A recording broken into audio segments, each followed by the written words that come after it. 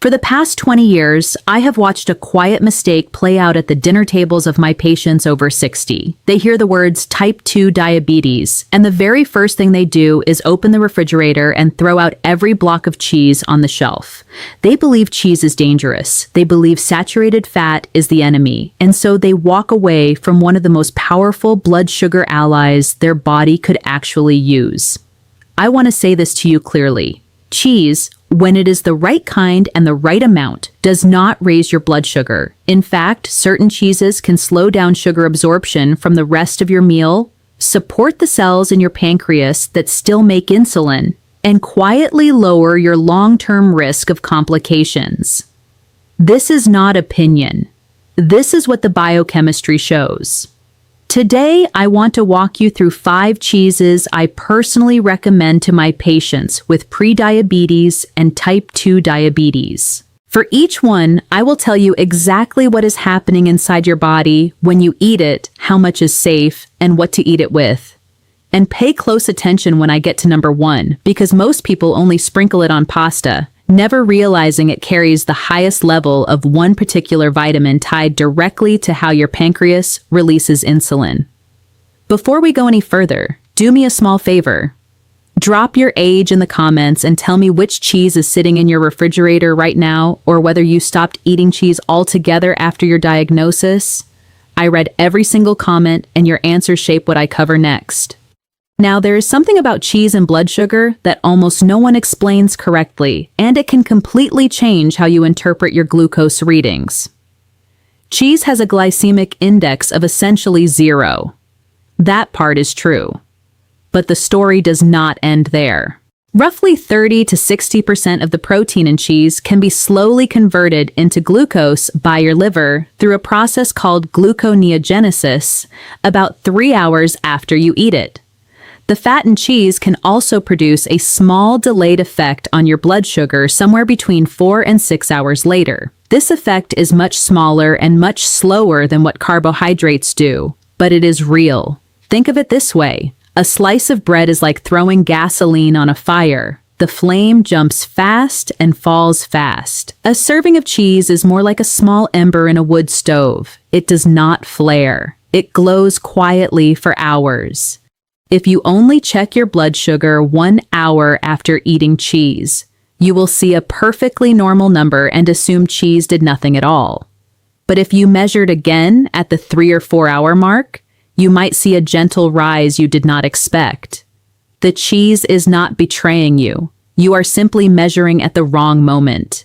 This is why portion matters more than people realize. 1 to 2 thin slices of a firm cheese, or 2 to 4 tablespoons of ricotta or cottage cheese, is the sweet spot.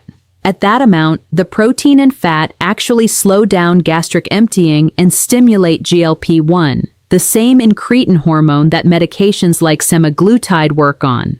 In other words, the right portion of cheese protects your blood sugar from the rest of your meal. The wrong portion quietly works against you.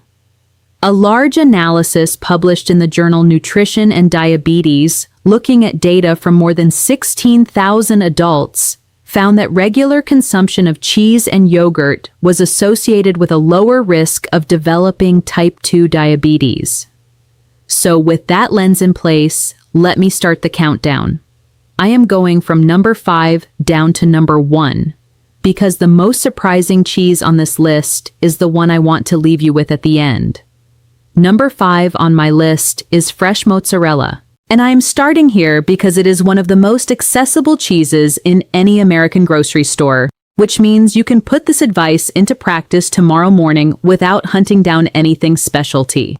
In 100 grams of fresh mozzarella, you get about 18 grams of high-quality protein, virtually 0 carbohydrate, and a moderate fat content that is noticeably lower than aged hard cheeses. But the real reason fresh mozzarella earns its place on this list is not just its protein, it is what it does for your gut. Fresh mozzarella is a naturally fermented cheese. It contains live bacterial cultures that act as mild probiotics inside your digestive tract. And here is where it matters for blood sugar.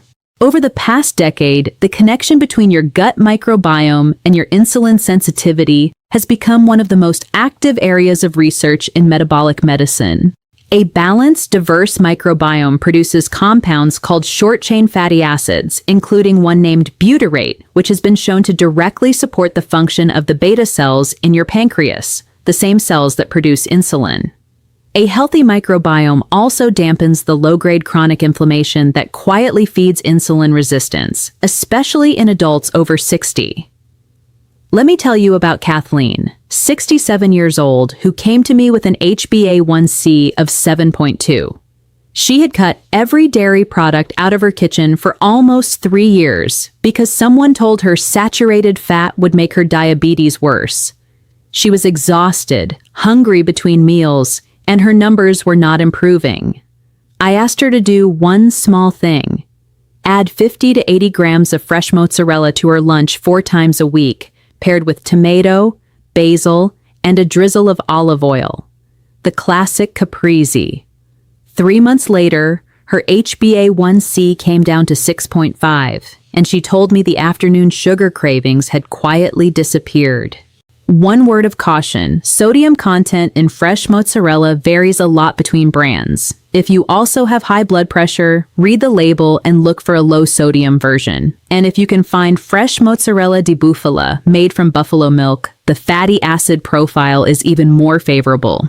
What you want to avoid is the rubbery, shrink-wrapped string cheese marketed to children. That is a different product entirely, with very little of the protective benefit I just described. So that is number 5, but let me move you to number 4, because this next one is even easier to find, and gram for gram, it is one of the leanest protein options I can put on your plate. Number 4 is cottage cheese. And I want you to pay attention to something most people miss about this one. Cottage cheese does not protect your blood sugar mainly through what it does inside your bloodstream. It protects your blood sugar through what it stops you from doing 2 hours later. Let me explain. In 100 grams of cottage cheese, you get roughly 98 calories, 11 to 12 grams of protein, and fewer than 4 grams of carbohydrate. Gram for gram, it is one of the highest protein-to-calorie dairy options you can buy in any American supermarket. And when you eat that much protein in such a small amount of calories, your body releases satiety hormones, including PYY and cholecystokinin, which keep your appetite quiet for the next 3 to 4 hours. For a person over 60 managing blood sugar, that is enormous. Because the truth is, most blood sugar damage does not come from the meal in front of you. It comes from the cookies, the crackers, the handful of pretzels at 3 in the afternoon when hunger sneaks up and you grab the first thing in the pantry. Cottage cheese at breakfast or as a mid-morning snack quietly shuts that door. There is a second benefit working in the background. Cottage cheese is naturally rich in calcium, and meta-analyses published in journals like the American Journal of Clinical Nutrition have consistently shown that adequate dietary calcium intake is associated with improved insulin sensitivity over time. This is not a dramatic overnight effect. It is a slow, steady contribution that builds month after month. One trap I see all the time at the dairy aisle. Plain cottage cheese is a friend. Cottage cheese mixed with pineapple chunks or peaches floating in syrup is not. That sweetened version can have 18 to 20 grams of added sugar per cup, which completely cancels every benefit I just described. Read the label. If you see syrup, sugar, or fruit juice concentrate, put it back. Use cottage cheese plain at breakfast with strawberries or kiwi, as a spread on whole grain toast instead of cream cheese, or as a base for a dip with herbs and lemon. And while we are here, let me ask you something. When was the last time you actually checked your blood sugar 3 hours after a cheese-heavy meal, not just 1 hour? Tell me in the comments. Most of my patients have never been told to measure at that window, and it changes everything. Number 3 takes us across the Mediterranean, and this one carries a fat the rest of this list does not have. Number 3 on my list is Feta. And the reason Feta deserves a spot here has nothing to do with what most people think of when they hear the word. It has to do with the kind of milk it comes from, and the very specific type of fat inside that milk. Authentic Greek Feta, the kind protected under European Union law, must be made from sheep's milk, or a blend of sheep and goat milk. That detail matters more than you might guess. Sheep's milk contains noticeably higher concentrations of a particular fatty acid called conjugated linoleic acid, or CLA, than cow's milk does. And CLA has shown up in study after study as a fat associated with improved insulin sensitivity and, more importantly for my patients over 60, with a reduction in visceral fat. Visceral fat is the fat that wraps itself silently around your liver, your pancreas, and your intestines. It is not the fat you can pinch at your waistline. It is hidden, and it is the most metabolically dangerous fat in the human body. I often describe it to my patients as a thick layer of grease that is built up around the engine of a car. From the outside, the car looks fine, but under the hood, every part is working harder, running hotter, and wearing out faster. That is exactly what visceral fat does to your pancreas and liver, and it is one of the strongest drivers of insulin resistance in older adults. In 100 grams of authentic feta, you get about 14 grams of protein and less than 4 grams of carbohydrate. It is also a fermented cheese, which means it contributes the same kind of beneficial bacteria to your gut that I described with mozzarella. Now, 2 warnings. First, there is a difference between authentic Greek feta and the American-style feta sold in plastic tubs in many supermarkets. American-style feta is often made from cow's milk and does not carry the same CLA profile. Look for the words "made from sheep's milk" on the label. Second, feta is salty by design, since it is preserved in brine. If you have high blood pressure, rinse it briefly under cold water before using. That simple step can cut the sodium content by roughly 1/3. Crumble it over a Greek salad with cucumber, olives, and olive oil. Use it as a filling in a spinach omelet. Sprinkle it over roasted vegetables. Now we are at number 2, and this is the cheese I tell my patients to keep in their refrigerator at all times. Number 2 on my list is ricotta. And ricotta earns this position because of a quiet biochemical fact that almost no one with diabetes has ever been told. Most cheeses you buy are made from the solid curds of milk. Ricotta is different. Ricotta is made from the whey, the liquid that is left over when other cheeses are produced. That single difference changes everything about what ricotta does inside your body. The protein in ricotta is whey protein, the same protein sold in expensive tubs at fitness stores. The protein in most other cheeses is casein. They look the same on a nutrition label, but they behave very differently after you swallow them. Whey protein is absorbed faster. It is rich in an amino acid called leucine, which is one of the most powerful natural stimulators of GLP-1 release in the human gut. That is the very same hormone pathway that medications like semaglutide and tirzepatide target. In a study published in the American Journal of Clinical Nutrition, patients with type 2 diabetes who consumed whey protein shortly before a meal saw their after-meal blood sugar spike drop by close to 28% compared to a control group. 28%. From a spoonful of cheese eaten at the right time. In 100 grams of ricotta, you get about 174 calories, 11 grams of protein, only 3 grams of carbohydrate, and significantly less saturated fat than aged hard cheeses. For a patient who is managing both blood sugar and cholesterol, that combination is hard to beat. Let me tell you about Raymond, 71 years old, who had been living with type 2 diabetes for 12 years. He kept hitting what he called his afternoon crash around 4 in the afternoon. Shaky hands, foggy head, and a desperate hunger that always sent him to the cookie jar. I asked him to swap that snack for half a cup of ricotta stirred with fresh herbs, a slice of whole grain toast, and a small handful of almonds. 6 weeks later, the crashes were gone, and his pre-dinner glucose readings were noticeably steadier. One tip from the kitchen. Plain ricotta has a mild, almost neutral flavor that puts a lot of people off the first time they try it. Stir in fresh basil, parsley, or chives, a pinch of salt, and a drizzle of olive oil. Suddenly, it tastes like something you actually want to eat. And now, the cheese I promised you at the very beginning. The one most people use only as a condiment. never realizing what it carries.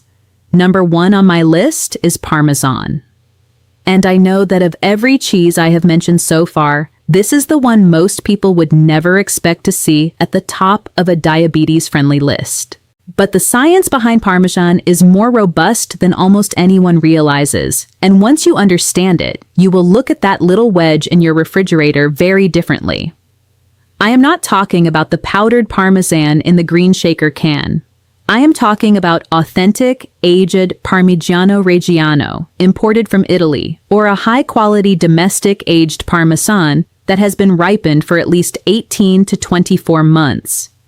In 30 grams of that cheese, a small amount that would only ever be used as a topping, you get 8 grams of protein. 8 grams. That is more protein per gram than any other cheese on this list. The carbohydrate content is essentially 0, and because the long aging process breaks down nearly all of the lactose, even patients with mild lactose sensitivity tolerate it beautifully. But the real reason Parmesan claims the top spot is vitamin K2. Aged Parmesan carries one of the highest concentrations of vitamin K2 found in any animal source food on Earth. And vitamin K2, specifically the forms called MK4 and MK7, has growing evidence connecting it directly to how your pancreas releases insulin. A study published in the journal Diabetes Care, following more than 38,000 adults for an average of 10 years, found that higher intake of vitamin K2 was associated with approximately a 20% lower risk of developing type 2 diabetes. There is a second reason this matters for you. Vitamin K2 acts almost like a traffic director inside your body. It tells calcium where to go. With enough K2, calcium is guided into your bones and teeth, where you actually need it. Without enough K2, calcium can quietly settle into the walls of your arteries and into soft tissue, where it does real damage. For a person over 60 managing type 2 diabetes, that distinction is critical, because diabetic patients carry a risk of arterial calcification 2 to 4 times higher than the general population. Let me tell you about Laura, 69 years old, with prediabetes at an HbA1c of 6.2, and a recent diagnosis of osteopenia alongside early coronary calcification on her scan. A very common combination for women after menopause with prediabetes. I asked her to add 1 to 2 tablespoons of grated Parmigiano Reggiano daily, sprinkled over roasted vegetables and soups, alongside her usual walking routine. 8 months later, her HbA1c was 5.7, and her bone density had stabilized. Use it as a finishing condiment, 1 or 2 tablespoons over salad, scrambled eggs, vegetable soup, or whole grain pasta. Massive flavor, 0 glycemic impact. Now you have the 5. But there is one more thing I need you to know before you walk into a grocery store. Because here is the uncomfortable truth. A cheese can be biochemically wonderful on paper, and you can still walk out of the supermarket holding a version of it that quietly works against your blood sugar. So before we close, let me show you the 3 traps I see my patients fall into again and again. The first trap is the individually wrapped American cheese slice, the kind that does not even need refrigeration on the shelf.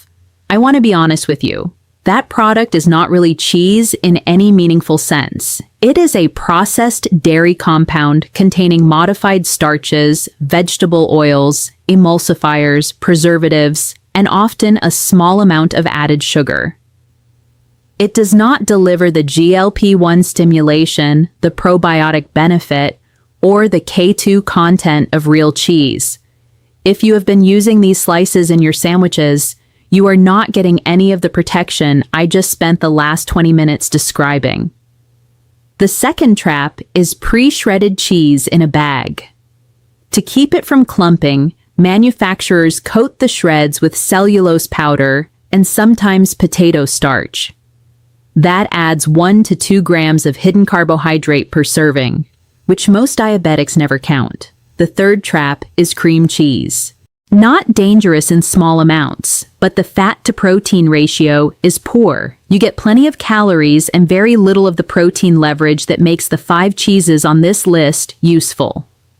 The rule is simple. Read the ingredient list. If it is longer than milk, salt, rennet, and bacterial cultures, put it back on the shelf. And 2 more things I owe you before we move on. If you are living with high blood pressure, heart failure, or chronic kidney disease, please be honest about your total sodium for the day when you increase cheese in your meals. Rinsing Feta helps, but it does not solve everything. Watch your ankles in the evening.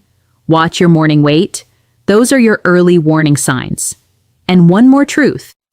Not every body responds to saturated fat the same way.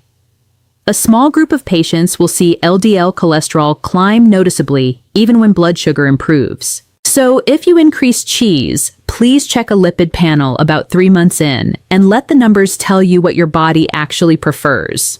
Now let me bring all of this together so you know exactly what to do tomorrow morning. Here's what I want you to walk away with tonight. Cheese is not the enemy of a person living with type 2 diabetes. The wrong kind, the wrong portion, and the wrong timing are. When you choose mozzarella, you are feeding the bacteria in your gut that quietly support insulin sensitivity. When you choose cottage cheese, you are buying yourself 3 to 4 hours of freedom from the snack drawer. When you choose Feta, you are bringing in a fat that helps shrink the dangerous fat hidden around your organs. When you choose Ricotta, you are stimulating the same hormone pathway as the most advanced diabetes medications on the market. And when you choose aged Parmesan, you are quietly protecting both your pancreas and your arteries with vitamin K2. So here is what I want you to do this week. Walk into your grocery store and buy 2 cheeses, 1 tub of plain ricotta and 1 wedge of aged Parmigiano Reggiano. Those 2 alone will cover most of your meals. Next, change the order of your bites. Eat your cheese and vegetables first and save your bread, rice, or pasta for last. That single shift in sequence will lower your after-meal glucose spike more than almost anything else you can do at the table. Keep your portion to 1 or 2 thin slices, or 2 to 4 tablespoons of the softer cheeses, or 1 to 2 tablespoons of grated Parmesan.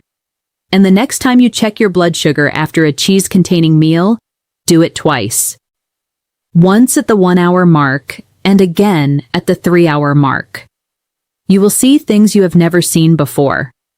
If you want one question to ask your doctor at your next visit, ask whether your vitamin K2 status and bone density should be checked alongside your HbA1c, especially if you are a woman past menopause. Now I have a question for you. Of these 5 cheeses, which one surprised you the most, and which one is already sitting in your refrigerator tonight? Tell me in the comments. I read every single one, and your answers genuinely help me understand what you are working with. And if you know someone over 60 who threw out their cheese the day they got their diagnosis, send them this video. They deserve to know exactly which ones to bring back, how much to use, and why. I am Dr. Claire Whitmore. After more than 20 years walking alongside patients managing their blood sugar, I have learned that the people who thrive into their 70s and 80s are not the ones with the strictest restrictions. They are the ones who learn to choose well. Everything I share with you here is meant to support the care of your own doctor, never to replace it. Please do not adjust or stop any medication, whether metformin, insulin, or a GLP-1 agonist, based on a video. Bring these ideas to your next appointment and let your doctor walk through them with you. Take care of yourself, eat with confidence, and if this channel has earned a small place in your week, tap subscribe before you go. I will see you in the next one.